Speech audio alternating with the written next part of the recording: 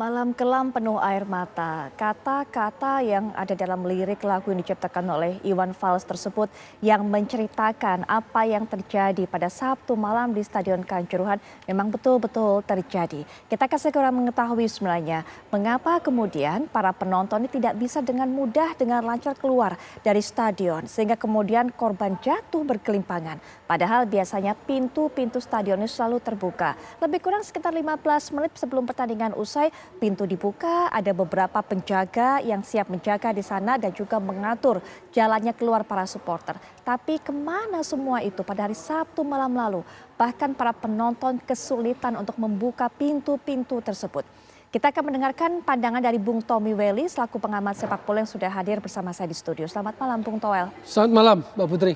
Baik, dan juga nanti kita akan perkenalkan narasumber lainnya, tapi kami juga akan bawa Anda untuk bisa mendengarkan. Ini adalah pernyataan Presiden Joko Widodo yang menyampaikan sejumlah instruksi kepada tim gabungan independen pencari fakta atau TGIPF setelah bertemu dengan para korban di RSUD Saiful Anwar dan juga meninjau Stadion Kanjuruhan di Malang, Jawa Timur. Presiden Jokowi meminta penyebab utama tragedi yang menewaskan seratusan lebih orang itu diusut tuntas 131 angka terakhir. Salah satunya Presiden menyebut tragedi Kanjuruhan terjadi karena pintu stadion yang terkunci. Namun Presiden juga meminta semua pihak menunggu laporan detail dari TGIPF. Ketika pertandingan sudah selesai, kenapa kemudian pintu stadion juga masih tertutup? Kemana para penjaga pintu seperti yang sudah sempat saya singgung tadi. Bahkan ada pintu-pintu yang tidak bisa terbuka dengan mudah. Para penonton sudah berupaya dengan keras untuk mendobraknya. Bagaimana juga kemudian upaya pengawalan terhadap 7 instruksi Presiden agar tidak terulang kembali tragedi yang memilukan ini.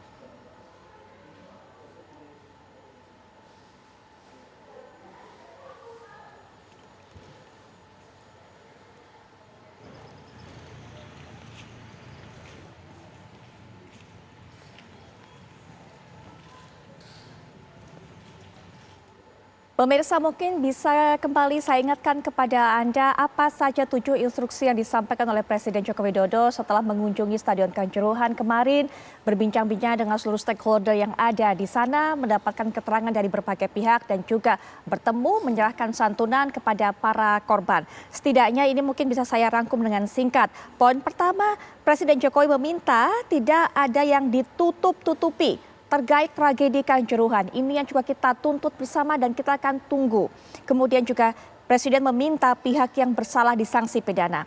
Presiden minta audit total seluruh stadion. Karena jujur saja pemirsa, banyak sekali stadion-stadion di tanah air ini sebenarnya tidak layak untuk kemudian digunakan, menampung banyak sekali penonton, banyak sekali orang, tapi dipaksakan untuk bisa menggelar pertandingan. Karena kemudian Presiden juga meminta kepada Menteri PUPR Basuki Hadi Mulyono untuk bisa membenahi stadion-stadion yang ada di tanah air. Yang 4, Presiden memerintahkan kepada Menko Polhukam Mahfud MD untuk diusut tragedi Kanjuruhan ini secepat-cepatnya. Yang kelima, Presiden menyebut masalah tragedi Kanjuruhan ini ternyata ataupun juga terjadi karena pintu stadion yang terkunci. Namun memang meminta semua pihak menunggu laporan detail dari TGIPF. Nah, ini adalah gambarnya yang kami sajikan kepada Anda bagaimana upaya untuk bisa membuka pintu. Ini sepertinya juga dari dalam upaya untuk bisa keluar dari tribun. Kemudian juga poin ke-6, Presiden telah berbicara dengan Presiden FIFA dan juga menyebut FIFA siap membantu untuk perbaikan manajemen stadion. Yang ke-7, Presiden mengatakan akan ada sanksi dari PSSI kepada pihak-pihak terkait. Dan Presiden juga menegaskan bakal ada sanksi pidana bagi pelaku yang terlibat tragedi Kanjuruhan. Sambil Anda bisa mendengarkan pemirsa dan juga sambil melihat pemirsa, inilah yang dialami oleh saudara-saudara kita, rekan-rekan kita, para supporter yang berupaya untuk bisa keluar. Pintu berwarna biru itulah yang berupaya untuk dijebol. oleh para supporter untuk bisa keluar. Ada yang terlihat sudah lemas di sana, sehingga bisa Anda bayangkan banyak sekali orang yang terdesak, terinjak-injak, dan semua atau di tengah kepanikan ini semua berupaya untuk menyelamatkan diri. Bung Toel, bagaimana Anda melihatnya? Sambil kita lihat inilah yang terjadi pada malam hari itu, Bung Toel. Iya, sulit membayangkan ya situasi seperti ini gitu loh. Agak susah mengungkapkannya dengan kata-kata karena sejak waktu pertama mendengar ini pun saya memang kehilangan kata-kata, speechless. Situasi yang mengerikan lah ini. Di era modern seperti ini, kejadiannya seperti ini dan ada di sepak bola kita gitu loh kejadiannya. Ya saya pikir inilah makanya kita perlu mendesak pertanggungjawaban. Ini situasi yang mengerikan. Baik, ini kembali kita lihat teriakan dari para supporter, ada tangisan di sana. Tentunya kondisi mereka juga sudah lemas, berupaya keras untuk membuka pintu, mendobrak dengan alat apapun juga tidak bisa. Kita lihat ada yang coba diselamatkan di sana. Bahkan kemudian mereka menjebol tembok. Salah satunya adalah ventilasi udara. Nanti mungkin bisa diceritakan juga oleh salah satu supporter yang berhasil menyelamatkan diri. Tapi setidaknya dari beberapa keterangan atau beberapa supporter yang berhasil kami wawancarai, mereka sempat menceritakan hal-hal seperti itu. Baik, kembali kita lihat dan kita saksikan. Inilah tragedi hari Sabtu malam. Pintu-pintu itu menjadi pintu-pintu berdarah. Terutama pintu 13, itu yang disebut-sebut sebagai pintu yang kemudian ditemukan begitu banyak korban yang bergelimpangan di depan pintu itu. Karena sudah kehabisan oksigen, terinjak-injak, kehabisan tenaga. Dan pintu juga tidak bisa dibuka untuk menyelamatkan diri. Anda bisa bayangkan pemirsa, dalam kondisi biasa saja ketika kemudian para penonton ini akan keluar dari stadion, mereka sudah penuh sesak, Bung Toel, begitu ya, tidak bisa dengan lancar, mereka harus berjalan dengan sangat pelan, satu persatu harus keluar. Jadi bisa Anda bayangkan bagaimana kejadian pada malam hari itu ketika penonton itu sudah tidak tahu apa kanan kirinya, berupaya yang ada di pikirannya hanyalah untuk menyelamatkan diri. Semakin berjubel di depan pintu itu. Ya panik pasti itu, kan nggak masuk akal. Kanjuruhan kan bukan sekali ini menggelar pertandingan, betul nggak? Betul. Arema bukan sekali ini, tapi kok bisa kejadian seperti ini gitu loh. Jadi ini perlu pengusutan tuntas yang transparan seperti tadi, tidak ada yang ditutup-tutupi. Dan setelah sekian hari kita tinggal menunggu apa hasil deskripsinya dari kesalahan-kesalahan yang dilakukan oleh para pihak. Dan bertanggungjawaban penting. Baik, nah itu pemirsa yang dalam video yang Anda saksikan sekarang ini juga bisa Anda lihat. Ketika pintu dibuka, Anda lihat betapa kecilnya. Ya.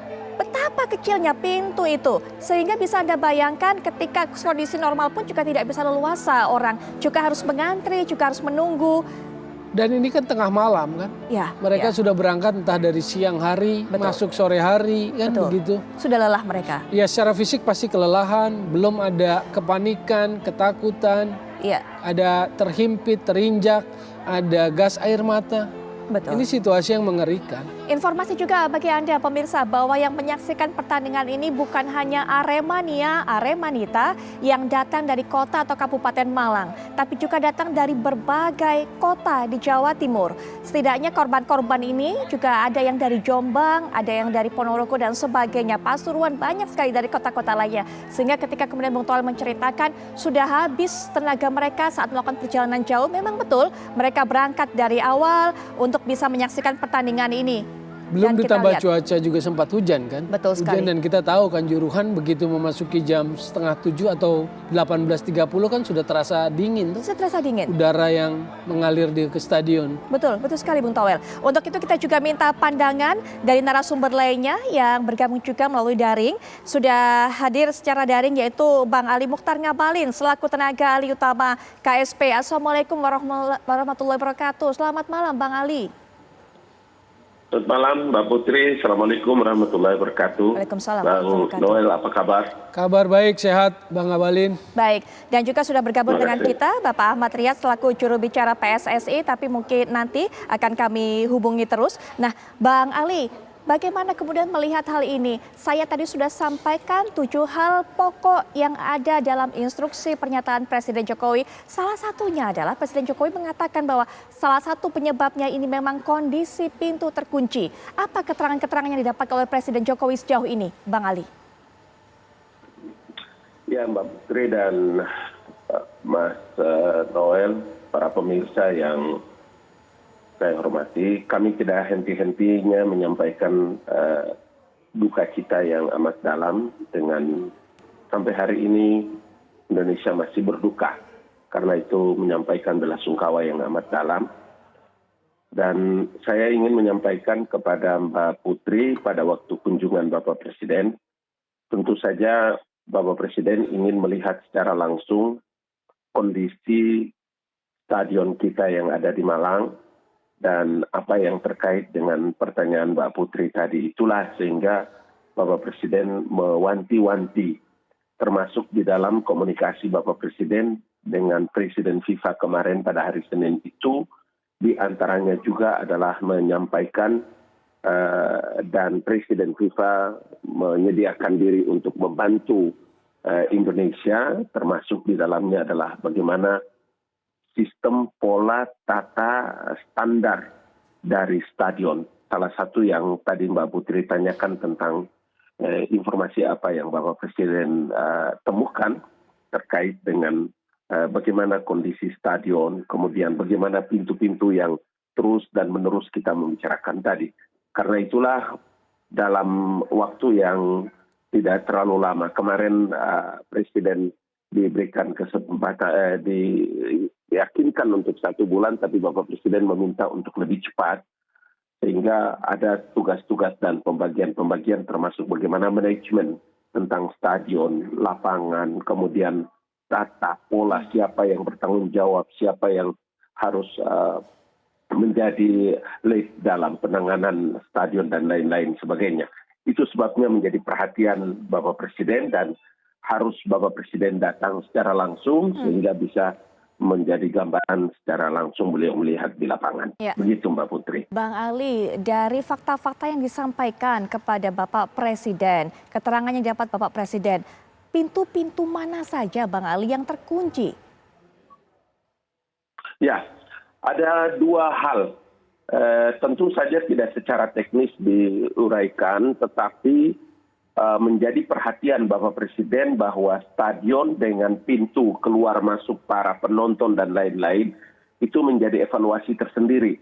Makanya kemarin Bapak Presiden memberikan tanggung jawab penuh kepada Menteri PUPR, Kakak Bas, untuk bisa tentu nanti dengan bantuan FIFA, kemudian ada PSSI, sehingga Bapak Presiden juga tidak mengungkapkan tentang pintu-pintu mana secara teknis untuk bisa menjawab pertanyaan Mbak Putri. Baik Bang Ali, hal-hal teknis seperti ini mungkin juga nanti akan masuk diolah lebih lanjut lagi oleh tim gabungan pencari fakta tentunya. Tapi apakah ada hal-hal teknis seperti ini juga mungkin yang bisa diungkapkan oleh Komisioner Kompolnas, Bapak Albertus Wahyu Rudanto yang juga bergabung dengan kita secara daring. Selamat malam Pak Wahyu. Selamat malam, Mbak. Baik, Pak Wahyu. Malam, Mbak. Ya, Pak Wahyu masih di Malang, Pak? Enggak, saya sudah kembali ke Jakarta. Ini ada tugas lagi ke luar kota, ke Bengkulu. Besok pagi baru balik Jakarta lagi. Ya. Baik Pak Wahyu. Tapi Pak Wahyu kemarin sempat melakukan investigasi mewakili Kompolnas ke Malang. Sudah sempat juga melihat bagaimana kondisi stadionnya, pintunya, apa saja yang terjadi. Nah, hal-hal teknis ini Pak yang mungkin kami tanyakan kepada Pak Wahyu. Pak Wahyu dapat informasi pintu-pintu mana saja yang tertutup pada malam hari ini? Saya tidak dapat memastikan mana yang terkunci. Tetapi saya langsung melihat dari dekat pintu nomor 13 dan 12 memang sempit, kemudian curam tangganya. Sehingga waktu itu saya statement di beberapa media, keadaan normal pun kalau berdesak-desakan juga berbahaya. Jadi secara teknis memang kemudian juga lampu tidak terang, apalagi ini kejadian malam hari, ditambah ada gas air mata. Ini tentu membuat mereka tambah panik. Jadi di tempat itulah saya melihat sangat krusial, ada banyak aspek. yang menjadikan orang berebutan ke situ. Dan saya kira lalu di sampingnya ini yang saya juga tidak tahu ada pintu besar, mengapa tidak dibuka dalam keadaan darurat. Harusnya ketika emergensi itu dibuka. Saya tanya ke internal Polri bahwa yang pegang kunci panpel, polisi nggak pegang kunci, itu penjelasannya begitu ya. Baik, Pak Wahyu, mohon maaf, yang terakhir Pak Wahyu sebutkan pintu besar Pak, itu pintu apa? Pintu berapa Pak?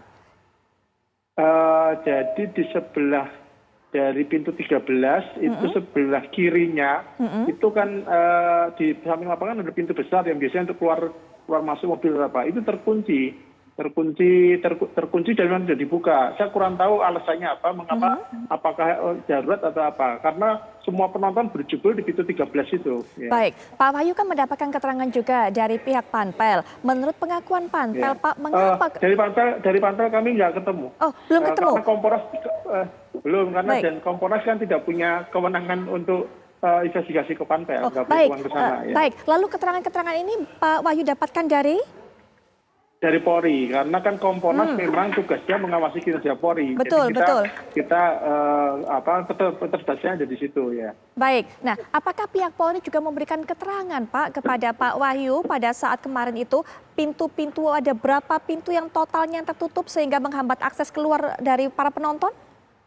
Secara jumlah Pak? Tidak bisa dijelaskan. Saya waktu ke lapangan didampingi langsung oleh Kapakop dan Kapakop juga tidak tahu pasti pintu mana yang terkunci dan tidak terkunci. Karena waktu itu situasinya kan dalam protapnya kan memang Polri tidak secara langsung menangani pintu-pintu itu. Baik, Jadi baik. juga tidak tahu pasti informasinya itu ya. Jadi belum ada informasi jelas mengenai hal itu ya Pak. Baik Pak Wahyu, nanti kita akan lanjutkan perbincangan bersama Bang Ali Muhtar Ngabalin dan juga Bung Toel juga. Tapi setelah jeda berikut ini kami akan segera kembali.